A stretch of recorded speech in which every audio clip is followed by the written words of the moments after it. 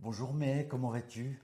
Mais écoute, ça va. Et toi, Luc, comment tu Eh bien vas? écoute, tout va bien, je suis très content d'être ici avec vous. Et aujourd'hui, ça va être un podcast un petit peu spécial. On va parler de choses essentielles pour notre vie, pour le sens de notre vie, pour notre vie de tous les jours. Voilà, mais alors j'avais une question à te poser. D'après toi, quel est le sens pour nous, pour l'être humain, d'être ici, sur Terre? Ben écoute, c'est une question très profonde et je pense qu'on a chacun notre définition du sens de la vie. Pour moi, en tout cas, ben, d'un point de vue spirituel, on a tous quelque chose à apporter dans ce monde, à contribuer. On vient avec un plan d'incarnation, une mission bien spéciale. Et au fur et à mesure de notre existence, de notre évolution, ben en fait, on va être confronté à différentes expériences de vie qui vont nous permettre de grandir. Et on va choisir dans quel chemin, dans quelle direction qu'on veut aller. Mais ça va toujours nous ramener vers ce pourquoi on est sur Terre. D'accord, mais quel est l'intérêt pour toi de grandir alors?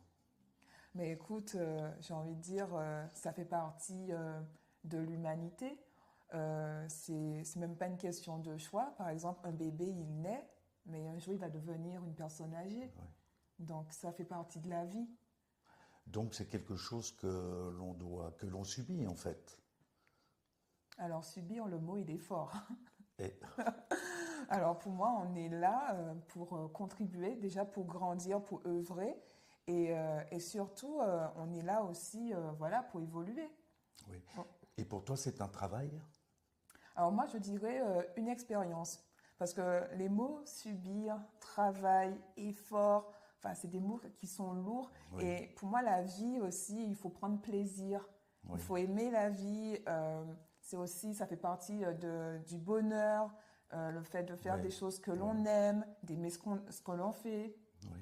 Ben écoute, je suis content que tu répondes ça parce que c'était exactement là où je voulais aller. Ah, trop bien. Parce que pour moi, notre mission de vie à tous, c'est être heureux. On est là pour être heureux. Et l'outil principal pour être heureux, c'est effectivement d'accomplir une mission. Je Ouais, ne crois pas que nous sommes destinés à une mission particulière qui procurerait en nous une sensation de c'est responsabilité, ça. justement de travail, de difficulté. Je crois qu'on est avec une certaine personnalité, avec des dons, des talents qu'on peut développer aussi au cours de la vie, et que quand on les utilise, ça devient une mission de vie. Complètement. Et Et une donc, fois, et j'ai même envie de dire, une fois qu'on a découvert et qu'on est conscient de nos talents, de nos dons, bah déjà, il y a beaucoup de choses qui prennent sens parce qu'en fait, on fait des choses que l'on aime, en fait. C'est-à-dire, on travaille, ou on a une activité, je dirais même une activité qui nous passionne, qui nous remplit, puisqu'on fait quelque chose qui nous, comment dire, ceux qui viennent chercher les dons et les talents, c'est vraiment quelque chose de profond. Et du coup, bah, le fait de œuvrer sur Terre avec ses dons et ses talents, tout en contribuant à rendre le monde meilleur et à apporter, aider les gens, et bien là, en fait, on travaille avec le cœur et surtout, on fait quelque chose qui nous passionne. ben écoute, c'est exactement comme ça que je conçois les choses. C'est-à-dire que je pense que lorsqu'on accomplit la mission qui correspond à nos dons et à nos talents, euh, on est heureux, c'est du plaisir, Ouais, on on se prend plaisir, réalise et c'est là qu'on évolue. On complètement. évolue grâce à des choses positives. Et juste pour faire une petite parenthèse, lorsque j'habitais au Brésil, puisque j'ai habité au Brésil pendant 12 ans, j'ai fait beaucoup de travail volontaire dans les favelas, pour les sans-abri. J'ai reçu beaucoup de gens en consultation sans faire payer. Et je disais toujours, je ne fais pas de charité, je n'aime pas la charité. Je fais ça parce que ça me plaît, parce que ça me fait Ouais. plaisir. Donc je crois que le premier but, c'est d'être bien avec soi-même, d'être heureux. Et puis, lorsque grâce à nos dons, nos talents, cette fameuse mission, on rend les autres, eh bien, on se réalise. Complètement, on se réalise. Je crois que c'est vraiment le terme, en fait. Et donc la dernière fois, dans notre dernier podcast, je te regarde là sur la caméra, dans notre dernier podcast, que tu disais que tu avais été infirmière. Et qu'est-ce qui t'avait poussé à devenir infirmière?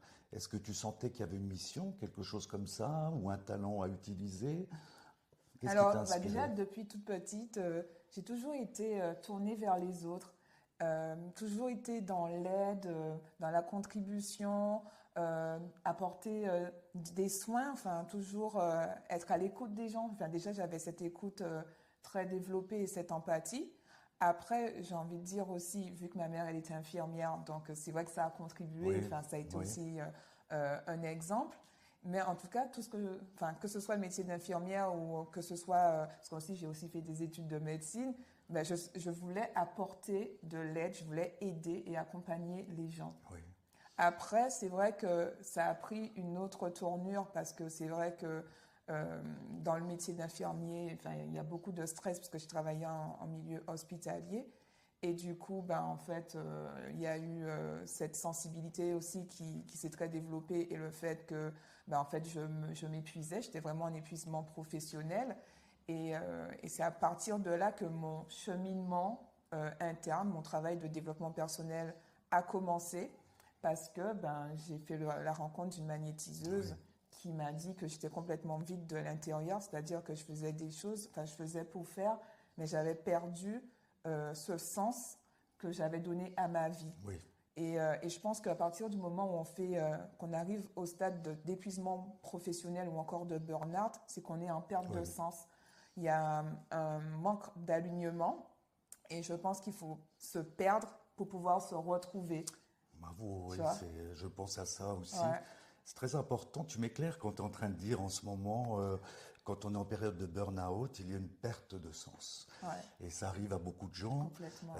Je suis thérapeute spécialisé dans la dépression et les burn-out. Et c'est exactement ce que j'ai remarqué, mais tu l'as très très bien formulé, je trouve. Ce qui confirme exactement tout ce dont je suis convaincu. Ouais, Et lorsqu'il y a une perte de sens, effectivement, on n'est plus on n'est aligné, plus du tout on n'est plus aligné. dans ses tons, dans ses talents, et puis surtout, il y a un manque d'équilibre très souvent entre sa vie personnelle, sa vie professionnelle, Professionnel. équilibre intérieur aussi, parce que pour pouvoir donner, pour pouvoir partager ses dons et ses talents, il faut aussi pouvoir recevoir d'un autre côté. Ouais, complètement. Donc c'est important qu'il y ait l'équilibre et de donner et aussi de recevoir. Alors, il y a une chose qui est quand même très importante, c'est que nous deux, on est en train de parler de l'aide à l'autre, de ton travail d'infirmière, de mon travail, De entre autres, de thérapeute. thérapeute ou dans les favelas, etc. Mais accomplir sa mission, c'est pas forcément donner aux autres, se dédier aux autres, aider, etc. C'est Par aussi se exemple, retrouver. déjà, Ouais. et puis il n'y a pas de meilleur et de moins bien. Je veux dire par là qu'un mécanicien, s'il a un vrai don de mécanicien, il a du plaisir dans ce qu'il fait, ben, c'est sa manière de donner et de partager aussi. Et Complètement. donc sa profession n'est pas plus ou moins que la tienne ou que la mienne ou que la vôtre. Et nous avons, nous, tous tendance dans cette société à vouloir évaluer les métiers, vouloir évaluer les activités, même les dons et les talents, alors qu'aucun de nous n'est meilleur ou moins bien que l'autre.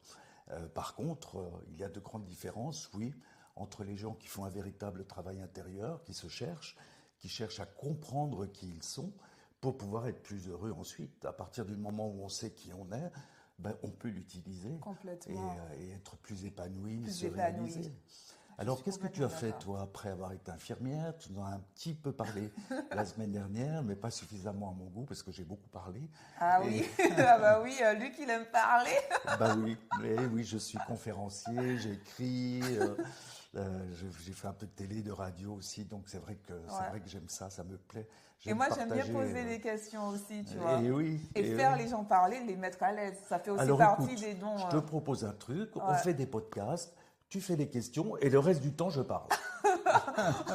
Bah, si tu veux, écoute, hein. Non, non, Je je pense plaisante, peut-être que je dans une plaisante. autre vie, j'avais été journaliste ou quelque chose comme ça, mais c'est sûr que bon, ça fait partie des dons. On parle des dons, mettre les gens en avant et tout, c'est vraiment quelque chose aussi qui me passionne.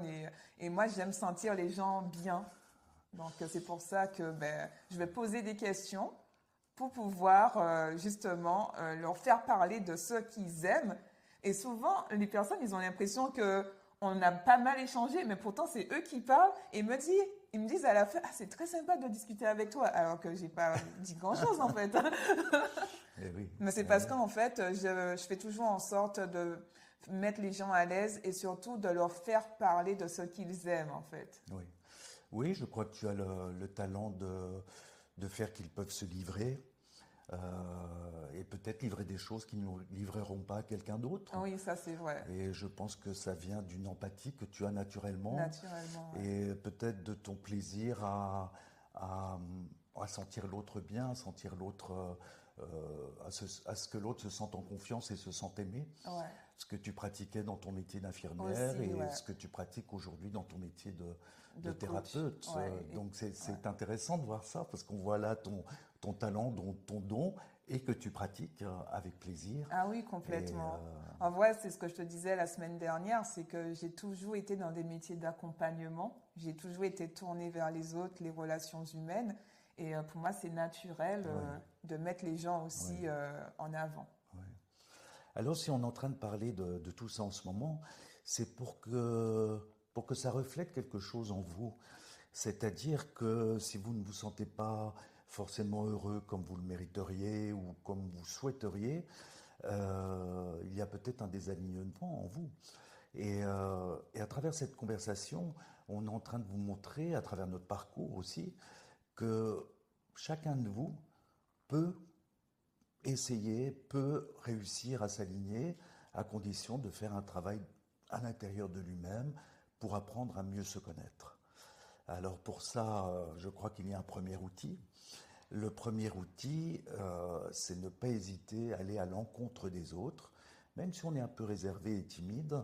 Pourquoi? Mhm. Parce que l'autre est un miroir. Et on apprend beaucoup des uns des autres. Donc, Oui, parfois, on dit aussi de ne pas rester seul, bah, surtout quand on est entrepreneur. Enfin, pour être dans des métiers de thérapeute et de coach ou encore d'autres entrepreneurs, bah, ne restez pas seul dans votre coin, allez vers les autres. Même si vous êtes timide et tout, comme on dit, on en apprend toujours et c'est aussi une façon de, de mieux se connaître, de mieux se découvrir et aussi d'apprendre sur la vie pour pouvoir avancer. oui. Alors la physique quantique nous explique que nous avons tous des vibrations. Non seulement elle explique, mais elle le prouve scientifiquement. Des vibrations qui en permanence se dégagent de notre enveloppe corporelle et qui reflètent notre intérieur. Ce qui veut dire que toutes les fois où on croise des personnes, on va avoir un échange de vibrations, on va recevoir les vibrations de l'autre, en envoyer vers l'autre, ce qui veut dire qu'on a tous à apprendre de l'autre et tous à partager avec l'autre. Donc lorsqu'on le rencontre des gens, on va avoir une attitude particulière dans notre façon d'échanger, dans notre façon de pratiquer une activité avec l'autre. Et si on a un tant soit peu la capacité d'être l'observateur de soi-même, on va comprendre qui on est et pourquoi on a tel ou tel comportement, telle ou telle réaction, qui peuvent être extrêmement positives ou qui peuvent être négatives aussi, mais pour pouvoir les administrer, les transformer. Non, qu'est-ce que tu en penses? Alors oui, je suis tout à fait d'accord avec ce que tu dis et je vais même dire, enfin rajouter, parce que là tu parlais de physique quantique, que tout est énergie, tout est vibration, tout est attraction et souvent on attire les personnes qui sont en résonance avec notre vibration. Et parfois, par moments, on se dit, par exemple, quand on est en couple, je vais donner peut-être cet exemple, mais qu'est-ce qui a fait que, voilà, au début, deux personnes, elles s'aimaient, enfin, elles étaient vraiment très proches l'une de l'autre, et puis un jour arrive, ils ont plus envie d'être ensemble et tout. Mais c'est tout simplement parce que ben, il y en a un qui a peut-être plus évolué que l'autre, et surtout que la vibration, elle a changé. Tout à fait. Alors on est en train d'aborder un sujet que j'aime beaucoup, puisque j'ai reçu beaucoup de couples en thérapie, j'ai fait beaucoup de thérapie de couple et de thérapie familiale. Ah oui. Et effectivement, ce que tu es en train de dire, c'est très vrai. C'est-à-dire que nous sommes dans la vie pour évoluer par paliers. Or, dans un couple, il y en a un qui peut évoluer jusque-là, puis l'autre reste ici. Et ensuite, l'autre évolue un peu plus. Et c'est dans ces moments de décalage, Ouais. où sont des moments de transition, où le couple va évoluer dans une direction ou dans une autre. Et c'est pour moi tout l'intérêt d'un couple. Mais c'est justement ça. Et puis j'ai envie de dire que rajouter par rapport à l'aspect couple, si vous êtes unis avec des valeurs profondes qui font partie de l'essence même de votre couple, même s'il y en a un qui évolue plus que l'autre, ben, le fait que vous avez des valeurs communes, ben, automatiquement, ben, il y en a un qui va aider l'autre jusqu'à ce que ben, vous soyez sur la même vibration. C'est un travail d'équipe, j'ai envie de dire. Donc, pour moi, les valeurs, c'est vraiment ce qui relie les personnes fondamentalement, en fait. Tout à fait.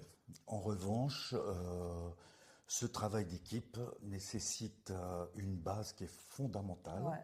pour rejoindre notre sujet d'aujourd'hui, c'est-à-dire aller à l'encontre de l'autre, qui est la communication.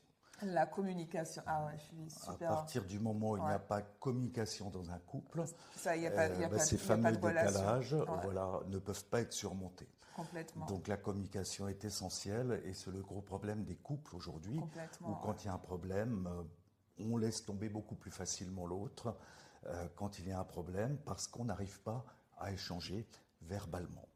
Et puis le deuxième point dans ce sujet, c'est la construction d'accords. Un couple ne peut pas fonctionner s'il n'y a pas d'accord. Ouais. Et j'ai beaucoup de couples qui sont revenus dans leur union et qui sont revenus à s'aimer de nouveau et à continuer à vivre ensemble sous une autre forme, mais en étant plus heureux, grâce à ces fameux accords. J'en ai eu d'autres qui ont divorcé ensuite, mais grâce à ces accords, et que je faisais même écrire et que je continue à faire écrire sur une feuille Ah et oui, signer. d'accord. Un accord très fort Très fort, oui, qui est écrit, qui les lie. où Ouais. chacun va exprimer ce qu'il a envie par rapport à D'accord. l'autre. Ouais. C'est une forme de Et- serment, en fait. Exactement. Ouais. Et puis les concessions qu'il est prêt à faire par rapport à ça. Ok. Et c'est formidable parce que ça marche. Et puis surtout, quand il y en a un qui ne respecte pas l'accord, on peut venir le voir avec la feuille, dis donc. T'as C'est prêté signé, serment, en fait. écrit, signé, daté. Ouais. Non, Et, mais c'est intéressant cet aspect accord. Enfin, c'est un aspect que j'avais pas. Et moi, je vais même rajouter encore plus un autre sujet, enfin, parce qu'on en est sur les couples et aussi, pour moi, ça fait partie des relations. Je dirais qu'on a tous un langage de l'amour qui est différent. Et c'est vrai qu'au début, quand on rencontre quelqu'un, ben en fait, on utilise tous les langages. Donc, ça va être le toucher, ça va être les paroles valorisantes, ça va être les cadeaux, les services rendus, et puis les moments de qualité.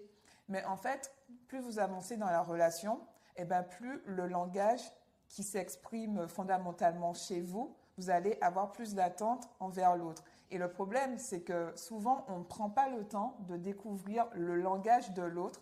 Et souvent, quand on revient sur son langage de base, qui est peut-être différent de celui de l'autre, et ben en fait, on se dit que ben elle ne m'aime plus en fait.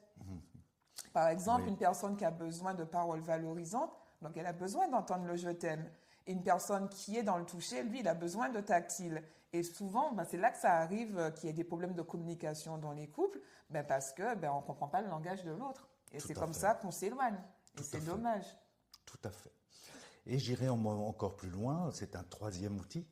Le troisième outil, c'est ne pas avoir d'expectative, ce qui n'empêche pas de construire dans un couple, et vivre le moment présent. À partir du moment où on n'a pas d'expectative, on n'est pas déçu. Complètement. Vivre le moment Ouais. présent, C'est être heureux. voilà, ne pas projeter sur l'avenir, vivre chaque jour comme si c'était un jour nouveau. Alors ça paraît très facile de dire ça, ah, oui, je ne projette pas. Évidemment, on projette tous dans une relation, mais quand je parle de projeter, ça veut dire qu'on a tous tendance à projeter dans son partenaire, surtout lorsqu'on vient de le rencontrer, Ouais. l'être idéal, l'être qui nous correspond. Ah oui, complètement. Donc on crée à l'intérieur de soi une image de l'être idéal, et puis quand d'un seul coup la personne qui est avec nous ne correspond pas à cette image, c'est là On est déçu. où Voilà. tout, Et tout c'est là que le devient voile, une il tombe. catastrophe. Oui. Voilà. Parce qu'en fait, encore une fois, on en revient au sujet de ce qu'on disait, un des premiers points, c'est la communication. Et à partir du moment où on n'a pas pris le temps d'échanger de ce qui va, de ce qui ne va pas, de comment tu fonctionnes, comment tu ne fonctionnes pas, bah c'est là que le couple il commence à prendre de la distance. Oui.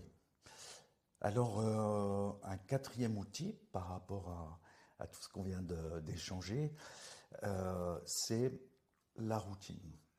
La routine est importante, c'est celle qui nous permet d'avoir un cadre dans notre vie, mais la routine aussi peut être un grand blocage dans le couple. Donc, Je dirais même que parfois ça tue une oui, relation. tout à fait. Parce que être trop dans la routine, ben en fait, il n'y a plus de, comment dire, de moments inattendus, enfin, du piment, j'ai envie de dire, ben, il n'y en a plus du tout dans le couple.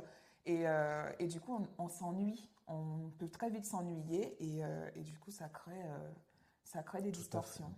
L'échange de sentiments, en fait, dans la routine, devient une habitude et perd son sens. Ouais. On peut dire tous les jours à son ou sa partenaire je t'aime, hein, mais si on le dit tous les jours, au bout d'un moment, ça perd de son sens. Donc, Donc, au bout d'un moment, je dirais qu'il faut innover, exactement, faire des choses qu'on n'a pas l'habitude de faire. Et c'est comme ça aussi ben, qu'on vient connecter à d'autres neurones du cerveau. Et du coup, en fait, ça nous challenge et ça nous pousse aussi à nous dépasser et à faire des choses qui sont complètement différentes.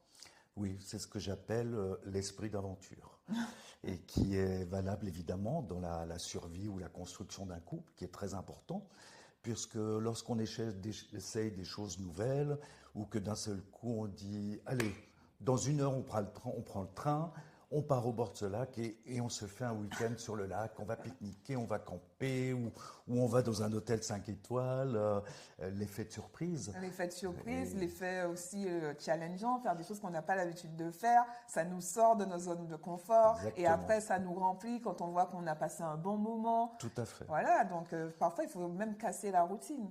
Exactement. Et puis surtout lorsqu'on est aventurier et que l'on sort de cette fameuse zone de confort, on est quelqu'un de différent. On a un comportement différent. On affronte les petits dangers. Il peut y avoir des obstacles quand on est aventurier, Ouais. oui, des obstacles à surmonter. Et donc on est différent. Et Et, on va, et je vais même rajouter, parce que tout à l'heure on parlait de sens de la vie, pourquoi on oui, est sur Terre et tout, ben justement en sortant de sa zone de confort, ben on se rend compte qu'on a des capacités peut-être qui étaient cachées, qui sont sorties au grand jour parce qu'en fait ça nous a fait faire des choses qui sont différentes et du coup on se révèle et on prend confiance parce que ben en fait on fait des choses différentes et puis on voit qu'on a cette possibilité, on a cette capacité en nous de passer à l'action sur des choses qu'on n'a pas l'habitude de faire. voilà.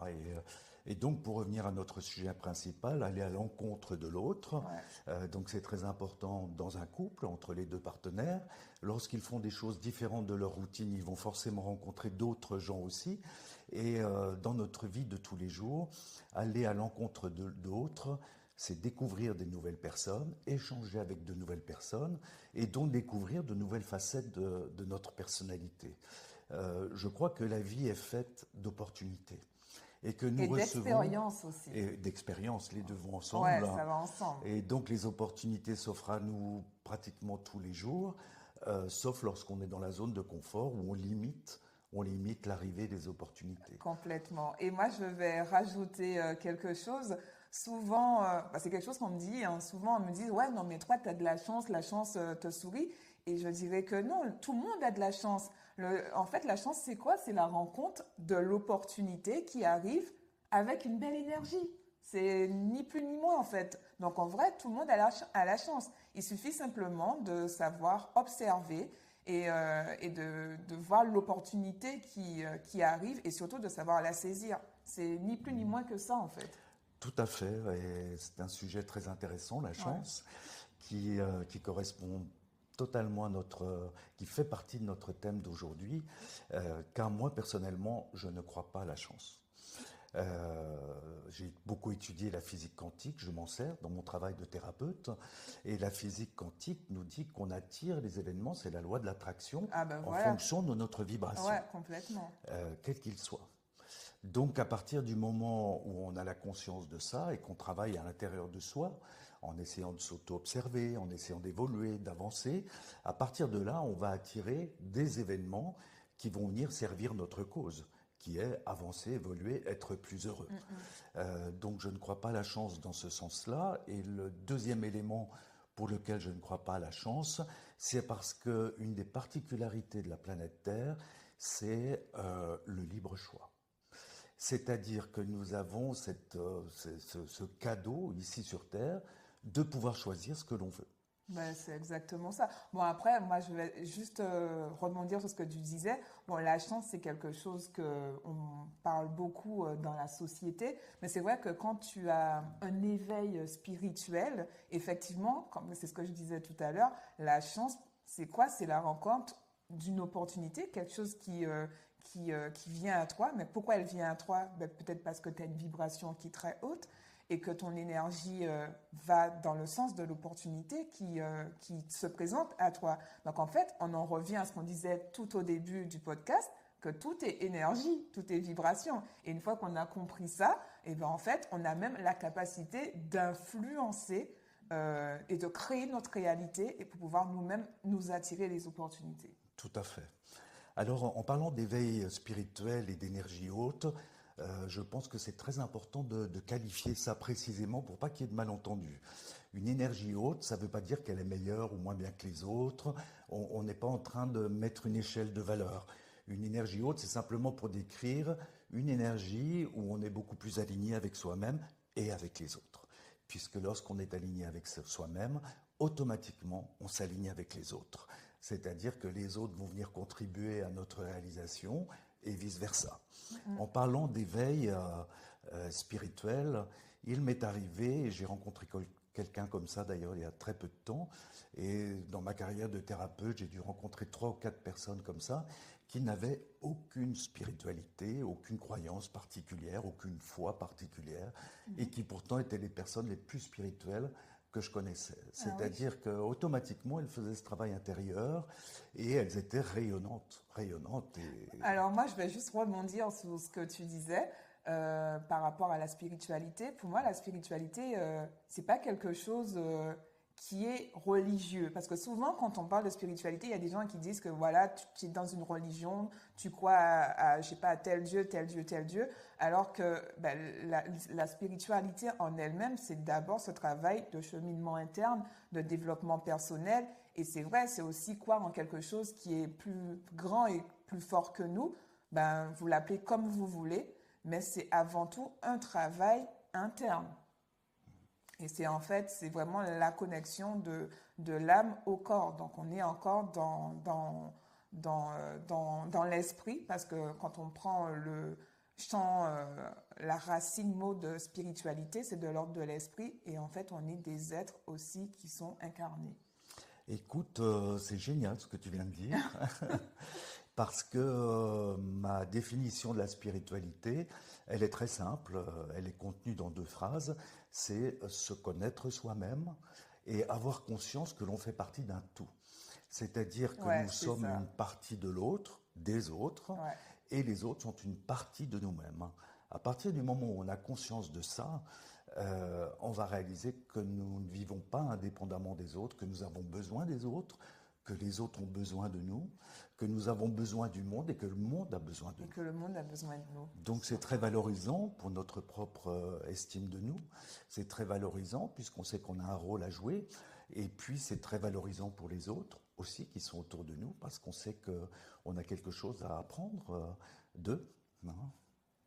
Ouais, je te rejoins vraiment sur ce que tu dis. Et c'est vrai qu'on a beaucoup parlé du rapport à soi et aussi du rapport à l'autre, mais il y a aussi ce rapport à la nature, à la terre, parce qu'en fait, on vit aussi sur une planète où il y a aussi d'autres êtres vivants. Donc en fait, le fait d'être aussi en communion avec cette nature, ben, ça nous remplit aussi. Et voilà, c'est aussi ça que je voulais rajouter par rapport à la nature. Alors écoute, cette semaine, ce week-end, j'ai été à un anniversaire et j'ai un copain que j'aime beaucoup, qui est très sympa, qui a beaucoup de gentillesse, d'entrain, il est drôle en plus et c'était super cette réunion de copains, cette fête. Et puis aujourd'hui, il m'a envoyé un message en me disant j'ai toujours l'impression de ne pas m'être beaucoup occupé des autres, je me sens coupable d'avoir été un peu égoïste. Et j'avais remarqué que ce copain parfois critiquer un petit peu les autres en disant ah mais il pense beaucoup à lui, je trouve un petit peu égoïste, il prend beaucoup mais il donne pas beaucoup et ça me gênait souvent qu'il fasse ça. Et aujourd'hui qu'il me parle de sa propre culpabilité par rapport aux autres m'a confirmé le fait, bon c'est une chose que je sais depuis toujours, en tout cas depuis que je travaille comme thérapeute, c'est qu'à partir du moment où lui-même sent une culpabilité, il va culpabiliser les autres. Et c'est dans ce sens où je disais que les autres sont une partie de nous et nous sommes une partie des autres. Lorsqu'on ne s'aime pas, on a du mal à aimer les autres. Complètement. Lorsqu'on n'accepte pas de recevoir, on a du mal à recevoir, on a du mal à donner. Ouais. Et les autres sont vraiment un miroir. Hein. C'est un effet de boomerang, non? Ouais. Et je vais encore rebondir sur ce que tu disais, toujours en lien par rapport à notre sujet de base, le sens de notre vie et l'énergie, la vibration. Et en fait, on attire ce que l'on émane. C'est vrai que si vous respirez, je sais pas, cette culpabilité, ben en fait, forcément, ben les personnes qui vont venir à vous, ben en fait, c'est soit vous allez les culpabiliser, c'est soit eux-mêmes ils vont se sentir coupables. Mais en fait, c'est là où on est vraiment en miroir les uns des autres et que tout est vibration, tout est attraction et que ce que vous allez attirer, ben c'est ça aussi comment vous êtes à l'intérieur. Et alors il y a une chose qui est importante de préciser parce que parfois ça peut créer une incompréhension en nous. C'est-à-dire que tu as dit une chose, c'est quand on est dans une certaine fréquence, on va attirer des gens de la même fréquence. Je crois beaucoup à ça, tout ce que j'ai vécu dans ma vie, puisque j'ai vécu sur plusieurs pays, donc j'ai vécu beaucoup d'expériences, d'aventures, d'histoires, etc. Je crois aussi qu'on peut attirer des énergies ou une fréquence qui est totalement à l'opposé de la nôtre. C'est-à-dire que, et ça m'est arrivé hier, hier j'étais dans un magasin, il se trouve que j'ai un handicap, j'ai des plaques et des vis dans le dos et je ne peux pas attendre debout dans la même position très longtemps parce que sinon au bout d'un moment j'ai des douleurs. Et enfin, c'est une chose que je vis très bien maintenant, aujourd'hui, tout va bien par rapport à ça, mais j'ai une carte d'handicapé priorité, donc que j'ai présentée en prévenant la personne derrière moi, en prévenant la caissière, et le monsieur derrière moi a explosé de fureur, de rage contre moi. Mais tu te prends pour qui? Tu penses que tu es une victime parce que tu as cette carte d'handicapé? Mais épouvantable, devant tout le monde, il a crié, c'était terrible. Et ça m'a blessé. Ce qui m'a blessé, je ne l'ai pas pris personnellement. En général, je ne prends que très rarement les choses personnellement. Mais ça m'a blessé de voir qu'un homme pouvait avoir autant de cruauté. Et quand je suis rentré chez moi, je me suis posé des questions. Mais pourquoi j'ai attiré cette énergie? C'est super intéressant là. Là, tu mets vraiment le doigt sur quelque chose. Et du coup, est-ce que tu peux nous répondre? Oui. Alors, vas-y. Eh bien, je crois que c'était un test, tout simplement, pour savoir si ce que j'essaye de partager dans mes cours, dans mes conférences ou en thérapie, si je l'applique moi-même. Comment peut-on partager des choses si on ne l'applique pas soi-même? Et du coup, quand cette personne, elle est venue en mode furie vers toi, quelle a été ta réaction? Comment tu lui as répondu? Eh bien, d'abord, je lui ai dit, parce qu'il criait vraiment très fort, c'était une esclandre. Je lui ai dit, oh, mais calmez-vous, tout va bien, calmez-vous, parce que là, on est en train de déranger tout le monde. Il a continué, donc, je ne répondais pas. C'était un effort, hein, c'était difficile. J'aurais pu lui dire, mais vous n'avez aucun cœur, pourquoi vous réagissez comme ça? Est-ce que c'est quelque chose que tu aurais été capable de dire? Pas sur l'instant, mais est-ce que, je veux dire, dans d'autres situations, tu aurais été capable de répondre ça à quelqu'un? Ben évidemment, bien sûr, puisque c'est notre pulsion principale, c'est notre inconscient qui développe en nous un réflexe de défense et puis qui, à ce moment-là, commence à réagir dans la même fréquence de l'autre, c'est-à-dire la fréquence de l'agression. À partir du moment où on réagit dans une fréquence opposée à l'agression, la personne va se calmer. D'accord, ok. Et, euh, et ce qui m'a amené à être calme devant cette personne qui, au bout d'un moment, s'est calmée, même si elle est restée sur ses positions, c'est que j'avais vécu la même expérience. Ah, euh, intéressant. c'est intéressant, je suis en Ouais. train de penser à ça maintenant, une semaine avant, Ah oui, où j'étais dans un café avec un copain, et à une table au centre du café, il y a un monsieur à une table qui faisait une esclandre. Il y avait quelque chose qui lui avait pas plu dans le café. ouais. Il criait très fort, il dérangeait tout le monde et ça durait, ça durait. Et à un moment, je me suis levé et les gens autour me disaient: ah non, non, non, dites rien, faites rien. Et j'ai été voir le monsieur et je lui ai dit: vous savez, vous avez entièrement raison. Je comprends parfaitement. Et je lui ai dit: mais calmez-vous parce que ça vous fait du mal, hein. Mais je comprends vraiment votre situation. Et j'ai bien insisté et il s'est calmé. Et il Ah s'est oui, calmé. Et une d'accord. fois qu'il était calmé, je lui ai dit: ah bon, on va appeler la serveuse, vous allez pouvoir en discuter calmement parce que je suis sûr qu'il y a un moyen de résoudre cette situation. Et puis ensuite, je suis parti parce que je ne voulais pas m'investir trop ou me mêler de ce qui ne me regardait pas non plus. Ouais. Hein, j'ai essayé de le faire d'une manière très, très calme. Et puis aussi pour ma propre tranquillité, puisque ça me gênait d'avoir quelqu'un qui criait derrière Ouais. moi. Aussi, Ah oui, il aussi, était c'est juste important. derrière toi. Oui, mais toute la salle pouvait l'entendre. D'accord, ok. Donc c'est un petit peu comme cette situation m'avait préparé à l'autre situation où cette Ah fois oui. les paroles étaient Donc en dirigées fait, contre moi. l'univers était en quelque sorte en train de te tester par rapport à cette situation, Et oui, ces deux situations. et oui. Et je crois que ça teste l'ego aussi. Ouais. Parce que quand on a l'impression d'évoluer, de penser: ah, je fais un travail sur moi-même, j'ai fait beaucoup de progrès, vraiment je suis fier de moi, et on commence à se sentir un petit peu plus haut que les autres parce qu'on fait plus de travail intérieur, Ah oui, ben, d'accord. l'ego monte, et c'est ce Et qu'on donc du appelle... coup, l'univers vient te tester pour savoir est-ce que c'est l'ego qui est là ou est-ce que c'est ta propre Voilà, spiritualité. est-ce que c'est un vrai travail qui est profond, qu'on Voilà. applique, où on ne se sent pas plus important qu'un autre, parce qu'on ne l'est pas de toute façon. On est tous égaux ici sur Terre, même si on fait plus son travail intérieur qu'un autre, ça ne change rien.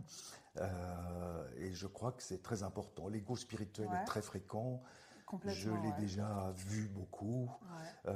Je l'ai moi-même expérimenté à une époque où je donnais des conférences gratuites dans un centre de thérapeutes que j'avais monté. Et j'organisais des conférences et il y avait beaucoup de monde. Et au bout d'un moment, j'ai senti mon ego venir, où je me sentais important et où j'ai arrêté immédiatement. Et j'ai attendu quelques mois avant de reprendre, de me calmer, de retrouver ma propre humilité, sachant que je ne vaux pas plus que qui que ce soit. Ouais. Est-ce que ça t'est arrivé des Ah, fois, toi, déjà, d'avoir des crises d'égo ou pas? alors, des crises d'ego, le mot il est fort. Pas que je sache, pas que je me rappelle. Peut-être il y a des années en arrière, quand j'étais peut-être un peu plus jeune. Mais là, en fait, sur l'ego directement, non. Bon, écoute, c'est magnifique, hein, c'est Ouais. magnifique. Après, comme tu disais, enfin, pour revenir à ce que tu disais, quand on parlait de fréquence, de vibration, on attire ce que l'on émane. Donc en fait, pour rebondir par rapport à ton exemple, c'est que l'univers, par moment, il va t'envoyer des tests pour savoir justement si tu es dans ton avancée ou si effectivement tu es en train de, tu as encore à évoluer, tu as encore à apprendre sur telle ou telle situation. Donc en fait, oui, là, dans ton cas, tu as eu un test pour savoir Oui, si tu allais avancer justement en toute spiritualité ou si c'est ton ego qui allait apparaître. tout à fait. Après, moi, je te dirais, les tests que j'ai eus récemment par rapport à l'univers, c'est plus l'ancrage. Parce que je suis un signe d'air et donc j'ai tendance à être aussi très là-haut, très connecté. Et c'est vrai que par moments, je peux manquer d'ancrage. Et pour le coup, ce qui m'est arrivé récemment par rapport à ça, je me suis, en fait, quand j'étais en région parisienne, puisqu'en plus j'ai déménagé il y a pas si longtemps que ça, je vivais en appartement. Et là, du coup, en fait, je voulais retrouver un logement justement en ayant déménagé. Et ce qui s'est passé, c'est qu'on m'a présenté une maison avec un espace vert et tout. Et je me suis dit, ah non, la maison, elle est belle et tout, machin, mais c'est pas le lieu que je veux et tout. Donc, du coup, j'ai dit non. J'ai dit non, voilà, j'ai trouvé autre chose, alors que j'avais rien trouvé, en fait. Et ce qui s'est passé, c'est que la chose que j'avais trouvée, là où j'étais actuellement, elle était en train de me filer sur les doigts. Et là, je me suis rappelé que j'avais cette maison qui s'était présentée à moi.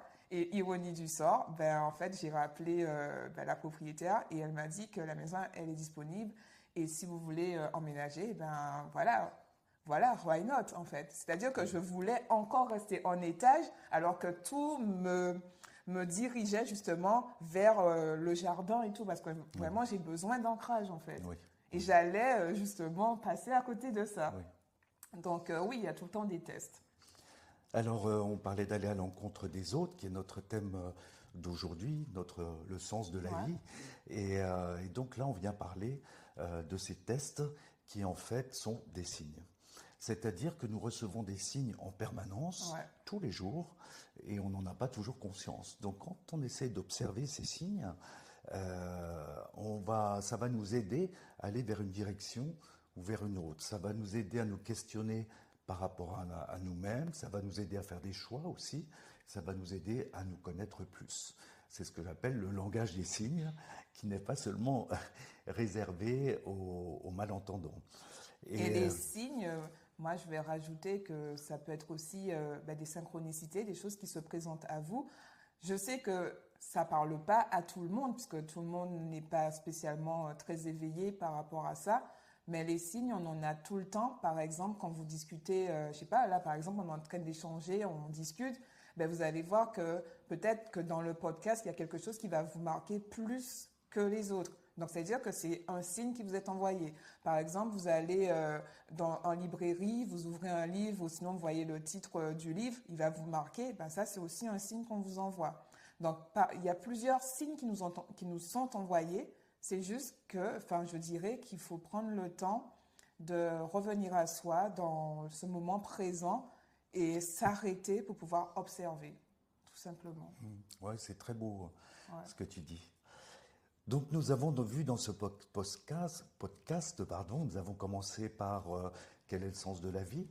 On s'est rendu compte que nous avions une mission basée sur des talents, basée sur des dons, que tout ça devenait, si ça devenait un plaisir, nous accomplissions notre mission.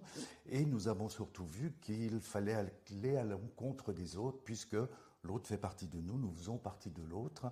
Et c'est un des objectifs d'être sur Terre, c'est l'objectif même principal, être heureux, mais être heureux au contact de l'autre. À travers ça, nous avons vu aller à l'encontre de l'autre dans un couple, puis nous avons vu aller à l'encontre de l'autre dans notre vie quotidienne, l'attraction des vibrations dont la physique quantique nous parle, et puis finalement nous avons vu qu'il y avait parfois des signes qui pouvaient nous guider. Donc j'espère que les outils qu'on a échangés ensemble, parce que lorsqu'on échange tous les deux, on apprend l'un de l'autre aussi. Complètement. Comme on dit, le sujet du podcast, c'était le sens de la vie, aller à l'encontre des autres. Donc là, on est en train d'échanger. Donc même si on vous apporte un certain nombre d'éléments, nous, on s'apporte mutuellement. Exactement. Et c'est ça qui est intéressant dans ce podcast. Et j'espère qu'on aura le temps, on aura encore l'occasion de partager avec vous sur d'autres podcasts. En attendant, on a passé un merveilleux moment. Oui, c'était génial. C'était vraiment génial. Et on a partagé aussi bien qu'on vous partage. Et j'espère que vous l'accueillez aussi bien que nous. Mais j'en suis sûr. En tout cas, ce qu'on peut dire, c'est qu'aujourd'hui, j'ai appris de toi. Et moi aussi, j'ai appris de toi et j'ai appris aussi de vous. Parce qu'on fait ça pour vous, mais en même temps, si vous n'étiez pas là, on ne serait pas là, en train d'apprendre de l'un de l'autre. C'est ça. Voilà, donc on se quitte sur une super bonne note. Et on vous embrasse. Dit à très très vite. Très bientôt. Ciao, ciao. Ciao, ciao.